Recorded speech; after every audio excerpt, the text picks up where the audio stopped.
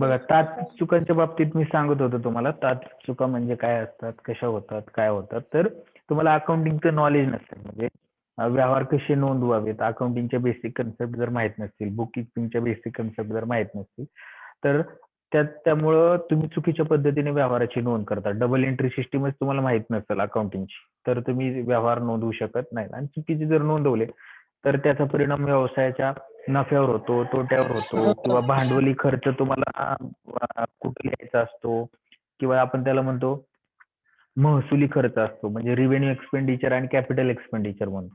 Revenue expenditure कुठे लिहायचे असतात, कॅपिटल एक्सपेंडिचर कुठे लिहायचे असतात, डायरेक्ट एक्सपेन्सेस, इनडायरेक्ट एक्सपेन्सेस.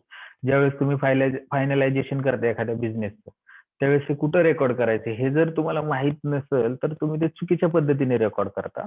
आणि त्याच्यामुळं काय होतं, की तुमचा ऍक्च्युली नेट प्रॉफिट असेल व्यवसायाचा, किंवा जर तुम्ही ट्रेडिंग अकाउंटवरनं ग्रॉस प्रॉफिट कॅल्क्युलेट करत असाल, तर याच्या ज्या अमाऊंट आहेत त्या चुकीच्या कॅल्क्युलेट होतात आणि व्यवसायाची खरी आर्थिक स्थिती तुमच्या लक्षात येत नाही. त्यामुळे ह्या तात्विक चुका व्यवसायामध्ये व्यवहाराच्या नोंदी जर केल्या, तर त्या दीर्घकालीन किंवा आपण त्याला व्यवसायावर विपरीत परिणाम सुद्धा होऊ शकतो असं म्हणूया. आणि सगळ्यात सेकंड लास्ट पॉइंट आहे चुकांच्या प्रकारामध्ये, तो म्हणजे पूरक चुका.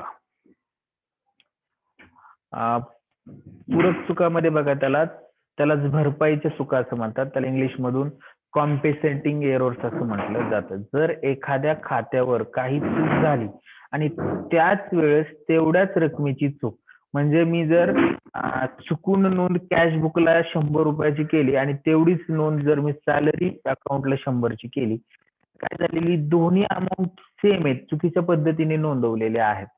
तर अशा चुकांना काय म्हटलं जातं, पूरक चुका असं म्हटलं जातं. त्यांनी तेच सांगितले बघा, जर एखाद्या खात्यावर काही चूक झाली आणि त्याच वेळेस तेवढ्याच रकमेची जर चूक दुसऱ्या खात्यावर विरुद्ध बाजूस झाल्यास त्या चुकास पूरक चुका असं म्हटलं जातं. कारण की ह्या काय असतात, एकमेकांना पूरक असतात आणि एकमेकांशी संबंधित असतात. त्यामुळे त्यांचे जे परिणाम आहेत ते नष्ट होतात आणि ह्या चुका शोधणं सुद्धा खूप अवघड असतं. त्यासाठी अंकेक्षकाला आपल्या बौद्धिक कौशल्याचा वापर करून या चुका शोधाव्या लागतात. तर पुढचा जो प्रकार आहे तो इतर चुका आहे, सगळ्यात शेवटचा. मग इतर चुकामध्ये बघा, त्यांनी सांगितलेलं आहे की दोनदा होणाऱ्या चुका. म्हणजे काय, की अशा प्रकारच्या चुका प्रामुख्याने मूळ पुस्तकात नोंद करत असताना होत असतात. मूळ पुस्तकात एखाद्या व्यवहाराची चुकून दोनदा नोंद केली जाते. नोंद किती वेळा होते, दोनदा. त्यामुळे त्याला दोनदा होणाऱ्या चुका असं म्हटलं जातं. आणि सारख्याच नावामुळे काही वेळेस चुका होऊ शकतात. बऱ्याचदा काय होतं, की व्यवसायाच्या बऱ्याचशा व्यक्तींशी व्यवहार असतो, बऱ्याचशा व्यक्तींशी संबंध येत असतो आणि समाजामध्ये असे बरेचसे व्यक्ती आहेत की त्यांची नावं सारखी असतात. मग एखाद्या व्यक्तीच्या नाव जर सारखं असेल, तर त्या व्यक्तीचा नावाने जो व्यवहार झाला तो त्याच व्यक्तीचं दुसरा एखादा त्याच नावाचा व्यक्ती असेल तर त्याच्या नावे नोंदवला जातो. त्यामुळे जी चूक होते त्याला काय म्हणणार आपण, सारख्या नावामुळे होणाऱ्या चुका असं म्हटलं जातं. तर हे एकंदरीत आज आपण जे पाहिलं चुकांचे प्रकार. काय आता पुढं आपल्याला बघायचंय अफरातफर. म्हणजे अफरातफर म्हणजे काय किंवा अफरातफरीचे प्रकार बघणार आहोत. ते आपण पुढच्या लेक्चरला बघू.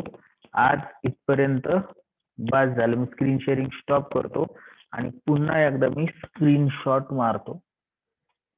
समजते ना सर्वांना अशा पद्धतीने काय शिकवतोय ते तरी समजते का नाही? चाललंय डोक्यावर ना कदम आशुतोष?